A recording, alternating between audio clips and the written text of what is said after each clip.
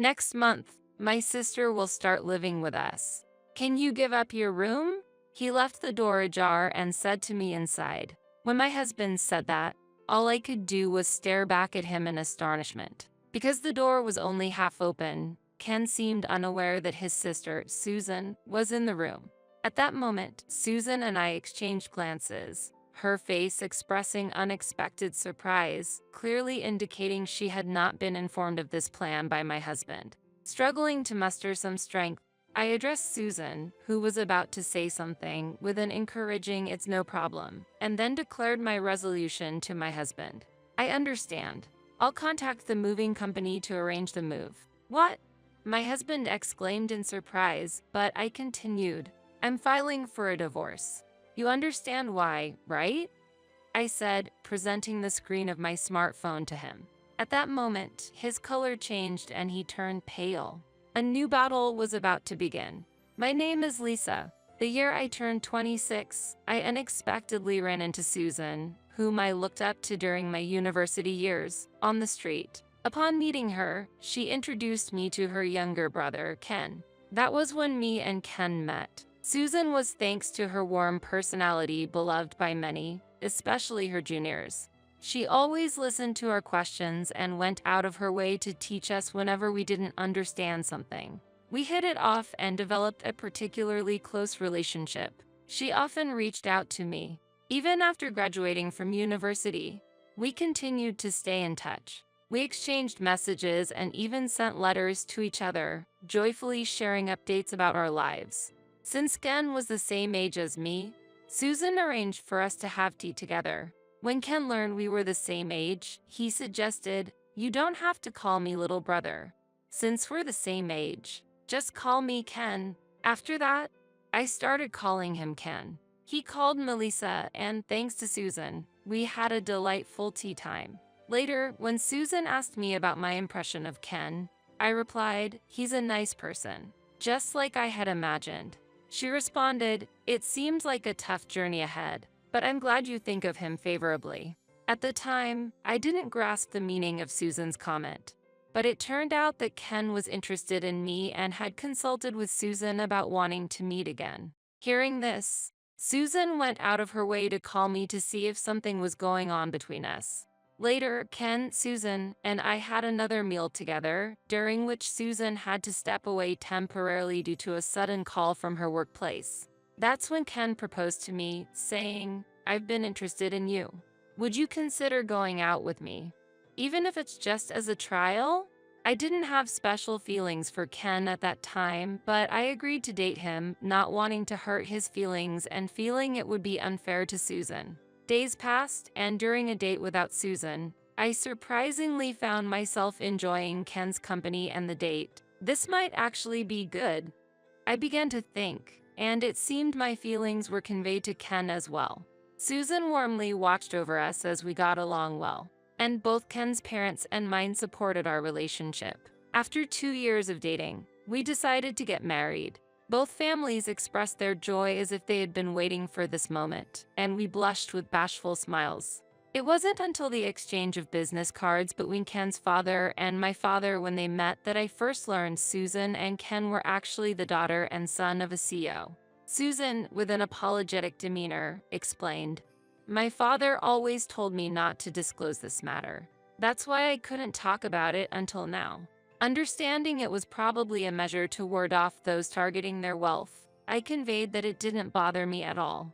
Learning that Susan and Ken were considered future CEO candidates in their father's company, I was only able to express my surprise. "Oh, I see." Despite knowing Susan and Ken's potential future roles, my attitude towards them didn't change. My in-laws, very pleased with my attitude, offered to cover the entire cost of our wedding. When I shared that I intended to pay with my own funds, my parents revealed, "You see, we've actually been saving up for your wedding." Eventually, both our parents decided to cover the wedding expenses. With blessings for our marriage from both sides, I vowed that I would repay their kindness. After getting married, I actively sought to deepen our relationships by regularly communicating with my in-laws and my own parents, and sending gifts. I felt we had a great relationship. The interaction between our families increased as all four parents went on a hot spring trip together. However, 3 years into our marriage, I started noticing changes in Ken's behavior. Initially, it was just a slight sense of discomfort. Despite Ken's workplace supposedly having less overtime, he spent most of the week working late and often came home smelling of alcohol. Perhaps he was just drinking alone at a bar after work. I knew that his job was demanding, especially since he was expected to be the next CEO. I wanted to support him as much as possible. Still, the ongoing overtime was concerning. One day, worried, I directly asked him about his situation. "Are you okay? You've been doing a lot of overtime lately. Aren't you feeling tired?" Concerned about his daily fatigue and attempting to have a conversation with him, he reacted with obvious irritation. "I can take care of myself. I want to be free from work stress at home. Please don't bring up overtime," he said, and with those words, he turned on the TV, ending our conversation there. I noticed that his attitude had become particularly cold recently. It might be the exhaustion from work. Hoping to help him regain his energy, I tried to alleviate his fatigue with hot baths and made his favorite dishes for lunch. However, one day, when I came home and went to wash his used lunchbox, I noticed that the usual dividers and small cups were missing. While I was happy that he was eating his lunch, the disappearance of the dividers and cups was certainly not normal. Faced with this situation, I got worried. A terrible thought crossed my mind. Could it be that he's throwing away the lunches I made with love? If he threw away the lunch, it would make sense that the dividers and cups would also be discarded, hence why they were missing. That day, I was enveloped in deep sadness as I looked at the empty lunchbox. The thought that the lunches I made might have been thrown away made my heart ache, and tears started to flow. I had doubts in my heart, wondering, is he throwing away the lunches I made? Yet, I didn't have the courage to confront him directly with this question. Instead, I casually asked, "Do you mind if I stop making lunches for you?"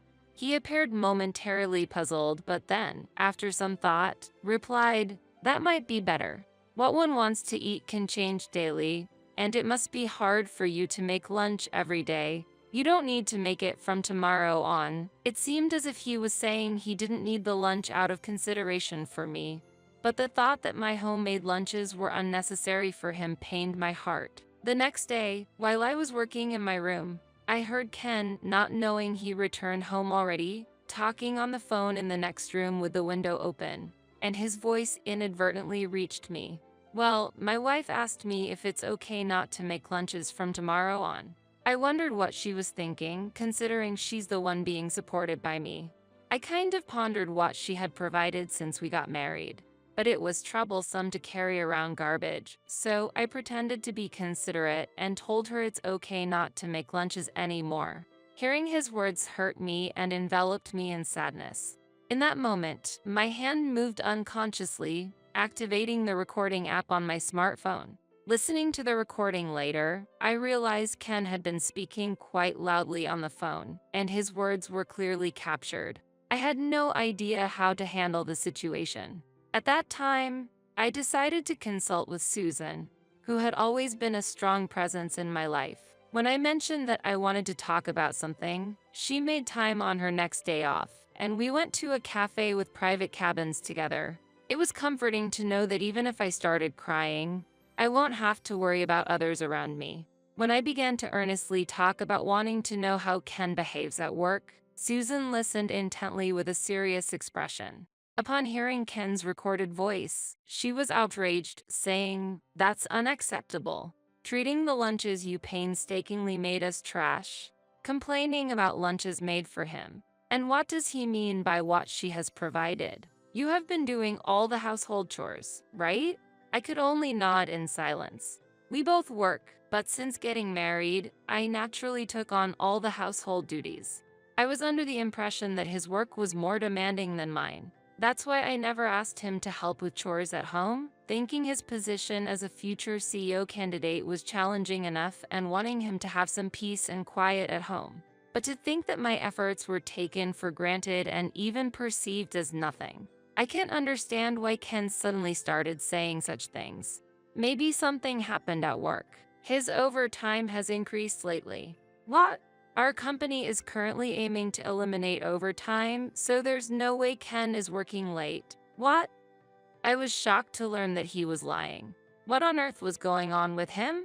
As I truly enjoyed our time together and felt deeply for him, knowing about his betrayal made tears stream down my face uncontrollably. Susan gently placed her hand on my shoulder and said, "Don't worry. I'll look into Ken's situation. It's okay for you to go back to your parents' house for a while. Discuss it with your father and mother. We'll say that you are going on a trip with your mom to keep things under wraps. Thank you. I leave it to you." Feeling the difficulty of continuing to live with Ken under these circumstances, I was truly grateful for Susan's suggestion. Later, Susan shared what I had told her with my in-laws and also shared the audio data I provided.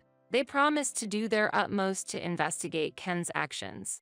Having allies other than Ken was incredibly reassuring for me, a testament to the good relationships we've built over time. And within just a week, Susan and my in-laws came to visit my parents' house.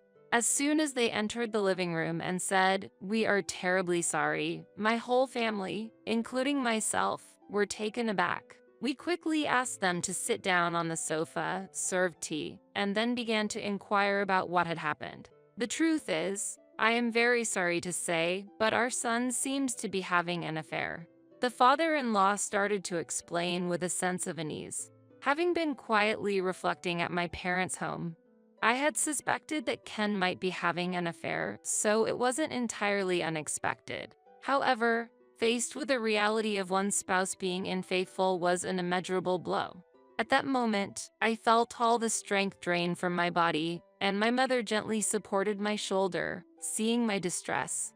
It appears that during Ken's absence, my in-laws and Susan discreetly investigated his actions at work, checking security footage, and uncovered his affair with a new female employee.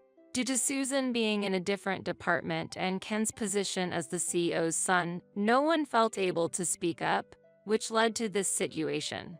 The new employee was informed by her colleagues that Ken was married, yet she responded with indifference, continuing the relationship despite knowing he was married. During lunch breaks, Ken was seen in the relaxation area with the new employee, sharing the lunch she brought. This seems to be the reason as to why he no longer needed the lunches you made, resulting in him discarding them. In fact, there were witnesses who saw the new employee empty the lunchbox contents into a trash can. It was unbelievable that something like this had been going on at the company, and that people knew yet remained silent. Did the president's son and his affair partner have that much influence within the company? The father-in-law, deeply pained by the situation, expressed, "I cannot believe such things were happening in our company. I am really sorry.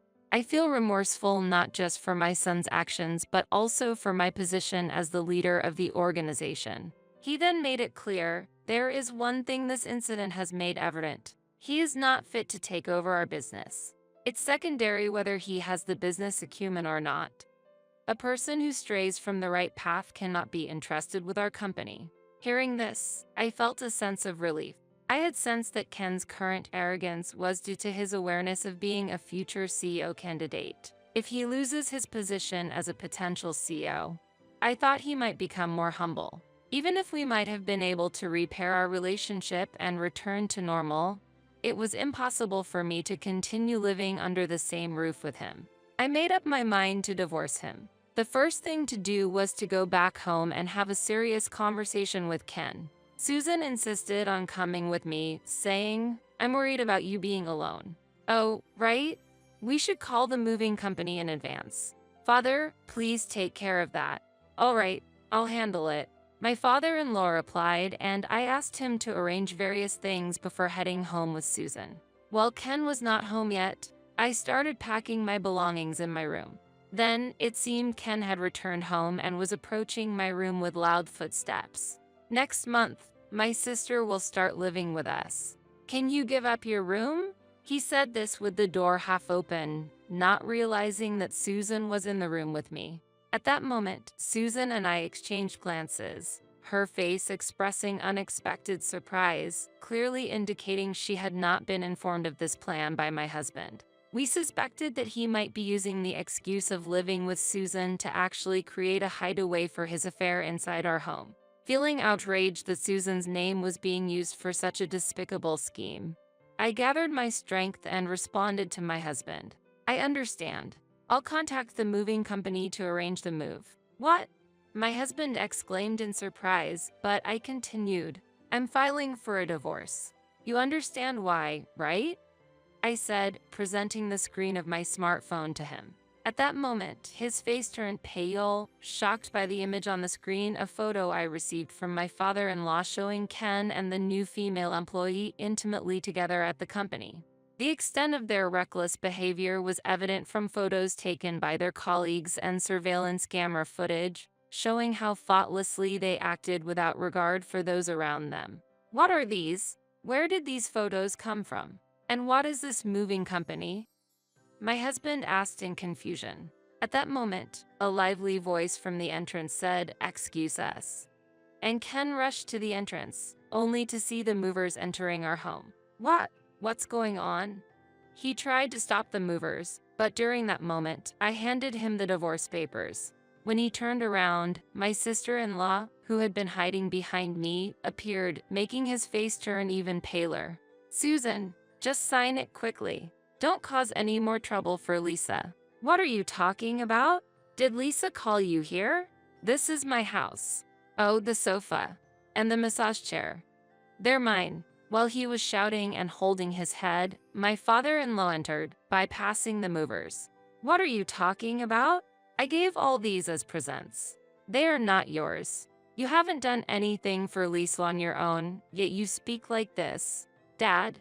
Ken must not have expected his family to come together and criticize him for planning to use my room for another purpose. He probably never thought that I would seek help from anyone else because I had always been devoted to him. He might have thought that I would tolerate his infidelity and say nothing, enduring it quietly. But there were things even I couldn't tolerate. I can't build trust with someone who throws away my homemade lunches while eating another's and boldly lying. Why is everyone? In front of me stood not only my father-in-law but also my mother-in-law and my parents, all casting cold gazes at Ken. It didn't take long for Ken to realize he had no allies left. "You are no longer a part of this family." "Wow. To engage in an affair within the company. You've got nerves. You will be transferred to our overseas factory. If you dislike that, resign and start a new life somewhere far away." "But, Dad, I was supposed to be the next president. Since my sister is a woman and I am your son, shouldn't I be the most suitable for the position?" Silence. "Just because you are my son doesn't mean I can entrust you with our business. You truly underestimate corporate management. More and more, I see that someone like you is unnecessary for our company." My father-in-law's stern words completely unsettled Ken, shattering his title of future CEO candidate. As a result, he signed the divorce papers in front of me, appearing soulless, ensuring that our divorce would be finalized smoothly. While Ken was in a daze, his parents took him back to their home. In the meantime, Susan helped me organize my belongings, and I was able to return to my parents' home. The furniture moved out by the movers was stored in a rental warehouse, all high-quality items that my father-in-law offered for me to use freely when starting my new life. The next day, Ken's affair partner, unaware of anything, showed up at work and, upon learning that everything had been exposed, she shed tears. Her parents were then summoned to the president's office, where they deeply apologized for their daughter's actions. It seems her parents were planning to make their daughter work hard as a form of compensation for her actions. Meanwhile, Ken, failing to grasp the gravity of the situation, was sent off to the overseas factory, where he finally seemed to comprehend his predicament. Caught in a place where he can't escape the judgmental eyes of others, he seems to be making daily efforts to pay the alimony, despite wanting to return home. For about a month after the divorce, I was feeling depressed, but Susan invited me out and cheered me up. She even suggested, "How about we share a room together?" So now we are happily searching for a place to live together.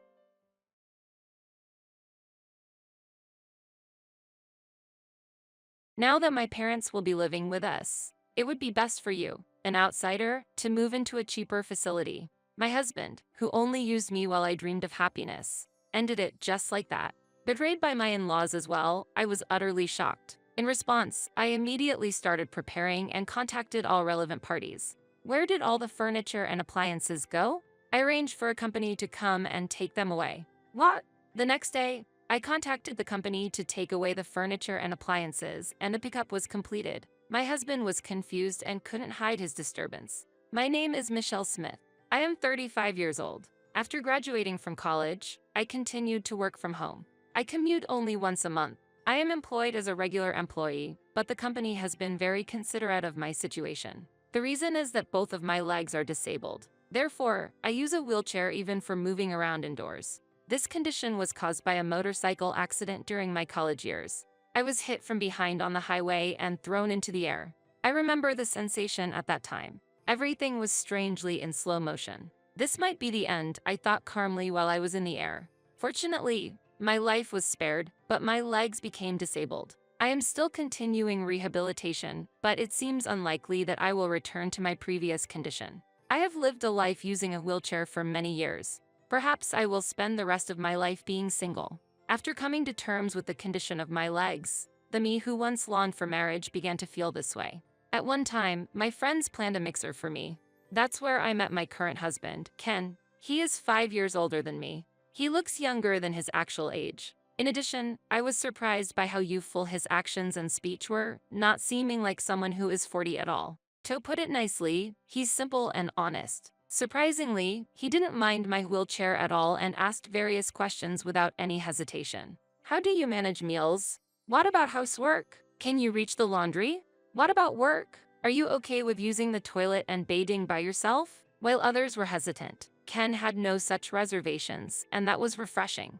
I was so happy because I had never met someone I could talk to so openly. While most people would not ask about my legs, Ken did not hesitate to ask various questions. Normally, it might be considered rude, but his interest was a joy for me. He was genuinely interested in me. After several dates, we started dating. With him, I can surely be happy. At that time, only Ken was in my eyes, and I felt like I would never meet anyone else who could be by my side. Then, about half a year into our relationship, I received a proposal, and I felt extremely happy at that moment. However, the situation changed drastically shortly after we got married. We started our married life together in my single-family home. This house is a bit expensive for rent, but is a comfortable dwelling suitable for wheelchair living. Probably it's thanks to the previous tenant who modified it for barrier-free access. Ken liked this spacious house. Since I spend a lot of time at home, I took on most of the housework. Sometimes, when I was not feeling well, I would ask him for help, but he would say, "I'm tired today," and wouldn't help at all. Moreover, he refused to assist with bathing. What? No, I don't want to do that.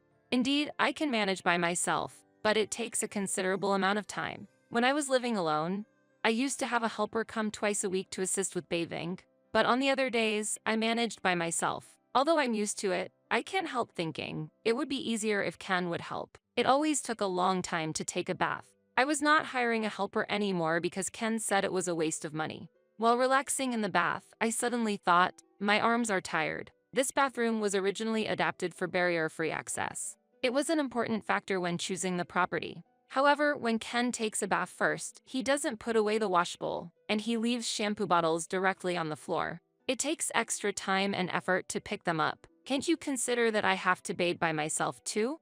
I want to take a bath without thinking about anything. Ken wouldn't listen to anything I said. This house is adapted for you. I moved here for you, you know. Got a problem with that? But you said you wanted to live here too, right? Huh? When did I say something like that? This house is where I lived before. Therefore, it is adapted so that I can live comfortably even with a wheelchair. When Ken first came here, he was impressed with the size of the house and the appliances, especially because I had invested a bit in electronics and furniture. I want to live here after we get married, he had said. Now he says, these handrails are in the way. It's like a nursing home. Why would you say something like that? Maybe I should have looked for other houses as well. It was only after we started living together that I finally realized. Ken decided to marry me because I had a house, a stable income, and domestic skills. Even during the mixer, he actively asked about my housekeeping skills. Marrying me, despite my disability, earned him praise as the ideal husband and a kind husband from those around us. But that was a misunderstanding. Despite my disability, I am independent, yet he is dependent on me for everything. As evidence, he spends most days out and about. Since the beginning of our relationship, he hasn't held a stable job and continues to live a part-time lifestyle. After getting married and realizing this reality, I have been brought to tears by my own pitiful situation. Yet, I chose not to leave him. I convinced myself that the fact he married me means he must have some affection for me, though I do not feel completely loved by him. Hey, can you give me some pocket money? I just gave you some, didn't I? I've already spent that. Ken, though unemployed, started demanding money from me. So, I consulted Ken's mother. Ken doesn't seem willing to work. What should I do? He's been working hard for a long time, so he's just tired. Let him rest a bit. My mother-in-law, who had always said, consult me about anything, ended up taking her son's side when I actually did. Indeed, Ken is her only son, so maybe it can't be helped, but I was not satisfied with that answer. My parents have already passed away, and I have no other family to rely on. Therefore, I was enveloped in despair. I thought about seeking advice from friends, but when I once mentioned a minor complaint, I was told that's a luxurious problem to have. Ken's outward appearance is that good. That evening, I ended up being scolded by Ken. What's this, huh? You've been talking unnecessary things to my mom. Are you talking about the job? Yes, that. Why would you say something that worries the elderly?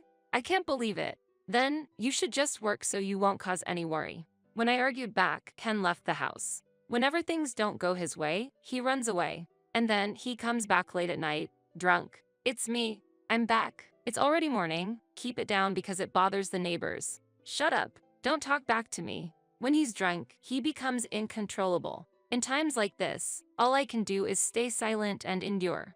I might have reached my limit. That's what I started to think. But becoming lonely again is hard. I was wondering whether I should continue to endure or live alone for the rest of my life. When divorce started to seem like a realistic option, Ken suddenly made this suggestion. How about we live together with my parents? What, you mean move back to your parents' place? No, my parents will come here. Ken spoke as if living together was the natural course of action, and he had decided they would move into our house without consulting me.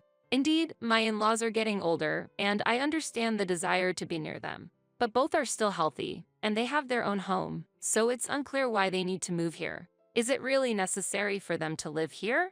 The house will be too small for 4 people, and I work from home, so it will cause problems. You always only think about yourself. I didn't realize you were such a cold person. I'm just saying it doesn't make sense to forcibly move here when there's a perfectly good house already available. This place is bigger, has the latest facilities, and is convenient, right? Plus, it's barrier-free. If my in-laws come here, I'll need to be considerate while working. Ken is hardly ever home, so it's not a problem for him. But my in-laws, being pensioners, will likely spend a lot of time at home. Additionally, it takes longer for me to do tasks like using the toilet or bathing compared to others, so living with restraints would be a significant mental and physical burden. Please give me some time to think. There's no time to wait. Hurry up. Ken said he couldn't wait, but without actually waiting, he brought his parents over for the weekend. It seemed that discussions about living together had been progressing in this household for some time. Hey, I've been thinking, what about you moving into a facility? Excuse me? I was shocked and couldn't believe what I heard. A facility as in for me to move into? Yeah, I think it's a good idea. It must be hard doing various things by yourself, right? In a facility, they'll take care of everything for you. Apparently, he was not just thinking about living together but also about kicking me out of the house. I'll come to check on you sometimes. I saw the reality clearly. If I don't confront this now, when will I? Honestly, what do you think of me? You're my wife, right? You're saying you'd send your wife you love to a facility? Hold on. When did I ever say I loved you? I felt my face getting hot. This man was just using me all along. I should have realized that long ago. The moment I realized it was time to put an end to everything, Ken uttered something unbelievable. Since this house will be lived in by my parents and me, you, an outsider, will be moving into a cheaper facility. What do you mean? When I looked to my in-laws for some form of rescue, they wore sarcastic smiles. Why are you laughing? Well, it's just funny. Sorry about that. They might have had their eyes on my house since even before we got married. Clearly, the situation was moving rapidly. I felt a strong need to get them out of the house. Please leave. What did you say? Please leave right now. Hey, why are you speaking to my parents like that? It seemed like I was seeing Ken's true colors. He was shouting at me with a face full of anger. If he cares so much about his parents, he should earn and build a house for them. Why try to take mine? Anger was boiling over in my head. Ken, calm down. She is just shocked by the sudden news. We just came for a preliminary look today. Yes, it's natural to check the house before moving in. It has become more livable than before, with more appliances. They came with the serious intention of taking my house. I tried to take a deep breath to calm down. As I inhaled oxygen, suddenly, a suspicion crossed my mind. How do they plan to make a living after I leave? My in-laws live on their pension, and Ken is employed on a non-regular basis. Currently, I pay for all the rent and daily expenses of this house. Who will pay the $2,000 living expenses? Do my in-laws think Ken earns enough for the rent and living expenses? Regardless of my concerns, my in-laws left the house contentedly. Ken also left with them. I'll be staying at my parents' house tonight. Wait, I want to talk. There's nothing to talk about. I, as the head of the household, have made my decision. My opinion won't change. I was left behind, stunned and bewildered, but I couldn't just sit still. Thinking I had to come up with a plan, I contacted an acquaintance who is a real estate agent. That night, Ken stayed at his parents' house and did not return. They were probably celebrating together. I quickly sorted my belongings into what I needed and what I didn't. When Ken returned home the next day and saw the organized luggage, he laughed. Oh, you've started sorting out your belongings already. Have you found a facility? Yes, that's right. My immediate response seemed to take Ken by surprise. Then, I handed Ken a signed divorce form. Here, sign this. I've already signed it, so just fill in your part quickly. Divorce papers? Why are we getting divorced? Since you're trying to kick me out of the house, there's no point in continuing this marriage, is there? Ken looked utterly taken aback. Apparently, he hadn't anticipated a divorce proposal from me. No, you can't manage without me, can you? Huh? I can't understand that reasoning. Who else is going to marry you, considering I'm your only option? If you divorce me, you'll likely be single for life. I can live on my own. But you wanted to get married, didn't you? Seeing Ken's perturbation, it became clear just how self-centered he was. He approached me thinking of me as a lonely single woman with a disability, someone vulnerable. I am independent, financially stable, and do not struggle with my lifestyle. Moreover, I can manage household tasks well since I spend a lot of time at home. For him, I was the ideal partner who could enable him to live freely without working. Without working, he would still have money coming in. Praised by others for marrying me, he felt secure thinking I had no other options and wouldn't leave him. But being presented the divorce papers immediately must have surprised him. Why? If we get divorced, you might end up single for the rest of your life. Actually, I feel much better about being single than continuing to live a married life with you.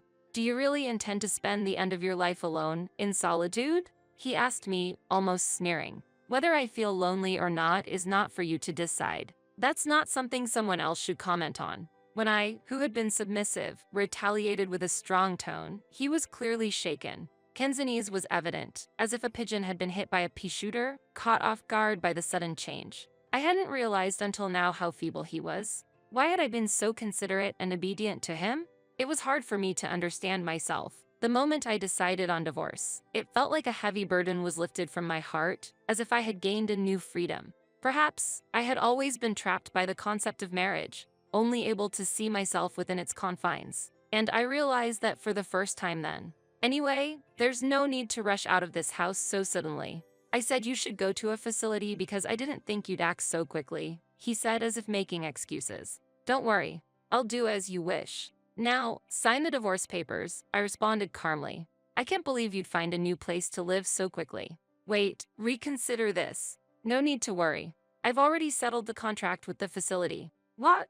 Wait, isn't that too fast? He couldn't hide his panic. Watching his sudden change of attitude, I observed him with a detached view. Sometimes he scoffed. At times he was frantic, behaving erratically. As I gradually regained my composure, his presence began to feel increasingly bothersome. I've already arranged things with the facility. They're aware of my situation, so there's no need to worry. Hey, when did you make such preparations? I had my suspicions, but have you planned this ahead? Yes, actually, even before I met you. In truth, I had my eye on a specific facility in anticipation of my old age. It looked like a condo complex. When I was injured, feeling uncertain about the future, I devoured investment books while hospitalized. As a result, I decided to start investing in stocks and real estate. I used my income and inheritance from my parents to diversify my investments. The facility I had been eyeing was actually already purchased by me and had been operated as a rental property for a long time, generating rental income. I had never mentioned any of this to Ken. It was my secret source of wealth. We don't need a divorce. I get it. You can stay here. Let's live together with my parents. You really don't understand anything. As if I would ever agree to live together. He seemed completely oblivious. Even in the situation of offering a divorce, he still thought I had no other options but him. Unfortunately, I can't change what I've already decided. What are you talking about? Always pushing your own agenda. If you're going to say that, then do as you please. Don't blame me when you regret it later. Don't worry, I won't regret anything. Now, hurry up and sign. Ken fell silent for a moment, seemingly deep in thought. As time passed, I busied myself with packing. Then, I could hear Ken talking on the phone from a distance. Judging by his tone, he was likely consulting with his parents. The fact that he couldn't make his own decisions without relying on his parents filled me with contempt. Eventually, Ken returned to the room and suddenly approached me. Fine, we'll divorce. But once you sign, leave this house immediately. He signed the divorce papers reluctantly. He probably felt the loss of having me who had taken care of the household. However, maybe he thought that with his parents, he wouldn't need to worry about housework for the time being. Having acquired the house and all its furnishings and appliances, everything needed for living was already in place. He must have rationalized it that way. Well, I'm going to discuss our future life with my parents. You get ready to move out quickly. He tossed the divorce papers at me and left for his parents' house again. Understood? I'll do just that. My move was completed within a week. During that period, Ken did not show himself. A day after I finished moving, we met again when I was starting my new life in the new residence. Ken called me back to our previous home. What's this? The house is empty. Where did all the appliances go? I had them all picked up by a service. What do you mean? The day before, I had contacted a service to collect the furniture and appliances. Ken fell into panic, unable to hide his turmoil. Not just Ken, but his parents were also there. The appliances here were bought by me. I've been using most of them since before I was married. The only things that are yours are these. There were only 3 cardboard boxes left there. Only the clear storage boxes that were purchased after the marriage were left behind. Wait, we can't live like this. Even though we're divorced, there needs to be a division of assets. That's right, we can't live like this. What are you talking about? It's impossible to live here now anyway. What do you mean? The rent for this place is $2,000, you know? Ken and his parents were at a loss for words. Aside from his parents, I had clearly explained this to Ken when we got married. This house, it's not owned by you? That's right, I don't own it. This place was rented through a real estate agency run by an acquaintance, who gave me a slight discount on the rent. I had informed him that if I were to leave, the rent would naturally increase. Being a barrier-free property, there were several inquiries from people in similar situations as mine. That's why I recommended moving out as the wisest choice. Why didn't you say that sooner? What are we supposed to do now? That's not my concern. I clearly explained it to Ken. I wasn't told, we'll sue. Their reaction was as expected. From the outside, it might look as if I suddenly demanded a divorce, relinquished the dwelling, and took away the furniture and appliances. However, I was confident in my position. You're free to sue, but do you have the funds for that? Ken's expression darkened. It was clear this man didn't have the financial means to hire a lawyer. Even if he somehow managed to hire one, I had a decisive advantage. In front of Ken and his in-laws, I presented several photographs. What are these from, I wonder? The photos captured Ken indulging in gambling and nightlife. All of these were funded by me. I am prepared to fight with these. Ken, what is all this about? Everything was supposed to go smoothly. His parents were panicking abnormally. What was happening? Then Ken suddenly started to prostrate himself in apology. I'm sorry. Please cancel the divorce and let's start over. I can't do it without you. You're the one who drove me out. The divorce is already final. You're the one who said you didn't love me. So all I'm doing is leaving. Then his in-laws also started prostrating themselves beside Ken. We have nowhere to live now. This situation was completely unexpected. What do you mean? Our house is going to be seized. A shocking fact was revealed. Ken's family home was in a situation where they had to vacate in a few weeks. They were actually bankrupt. The enormous debt accumulated by the father-in-law kept snowballing, and with just their pensions, repayment was impossible. I understood then why Ken, who used to receive an allowance from his parents during his bachelor days, considered marriage as a way out of this predicament. The reason why my mother-in-law was particularly kind before the marriage now made sense. Apologies now change nothing. We are strangers. There's nothing I can or will do for you. You don't care if we end up homeless? That's your responsibility. Can't you at least give us the furniture and appliances? You're not struggling for money. Are you planning to sell them? No, haha. Their intention was clear.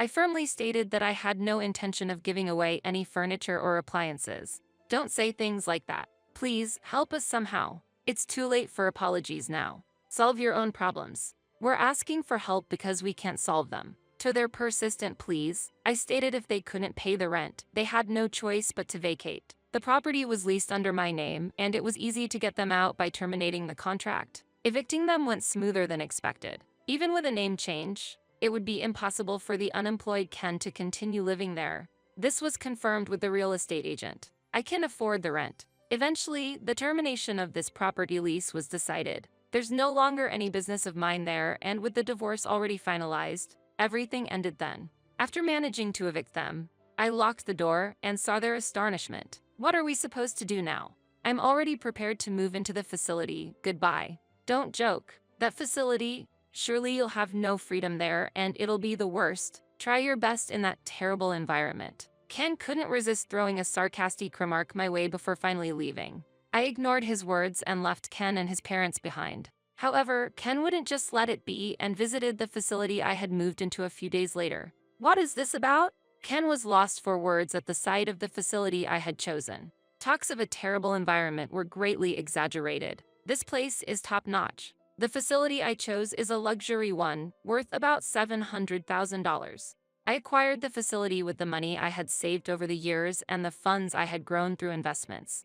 As a tenant just moved out, I was able to start living here. The temporary income from selling some appliances also helped, leaving me financially comfortable. The facility offers services worth its price, with doctors and helpers always on site. The layout is a spacious 3 rooms, creating a comfortable environment even for families. Hence, many couples and families also reside there. Daily assisted bathing services are provided, and there's a system in place to call for a helper whenever needed. Originally intended as a place to spend the final chapter of my life, I'm satisfied with my choice now that I'm living here. I had no idea you were so wealthy. So what if I was? It's a nuisance for you to show up here. We're strangers now, so could you please leave? At this point, Ken suddenly started behaving in a coquettish manner towards me. It was truly unpleasant. Can't you let me live here, just me? What are you saying? That's absolutely impossible. We're divorced. Accept the reality. But let's remarry. Actually, I'm living in an internet cafe now. Pitiful, isn't it? Without an address, I can't find a job. Such a self-serving man. Always putting his own convenience first. It seems he quickly abandoned his parents as well. He's utterly self-centered. Why don't you take a look in the mirror? You're looking quite miserable right now. What? Even as an adult, you're still taking money from your parents, living off your marriage like a parasite. And now you're practically a beggar without a home? Pathetic. Ken's face rapidly turned red. Aren't you embarrassed to be begging your ex-wife like this? Look, everyone's watching. Residents on the balcony were looking our way. In fact, I had asked for this in advance in case my ex-husband comes visiting. For everyone to witness his pitiful state. I had anticipated that Ken would eventually come to me, either to console me, believing I'd be in a miserable state in the facility, or to seek assistance. The community was very supportive, intentionally giving Ken sympathetic looks. Their acting was so realistic and moving, almost deserving of an applause. Bathed in the gaze of onlookers, Ken seemed to realize how dishonorable his actions were. I won't ask any more. Leaving those words behind with a pale face, he left. This should prevent him from coming again. Later, I ran into my mother-in-law who was working as a cashier at a supermarket. It appears my father-in-law was doing cleaning work, and my mother-in-law was on register duty. Upon seeing me, my mother-in-law hurriedly hid her face and avoided me. She was being scolded by a younger female employee for her behavior. I heard Ken was introduced to a job by someone he met at the internet cafe, working in a tough environment for a very low wage. As for me, I frequently host home parties, enjoying my time with people in the facility. I've made friends with other wheelchair users, and with such a community, I wish I had moved here sooner. I'm living a comfortable and happy life. After a long time, I've also been able to devote time to rehabilitation. Currently, I'm working towards being able to walk a bit on my own feet. I'm spending my days satisfied with both my work and personal life.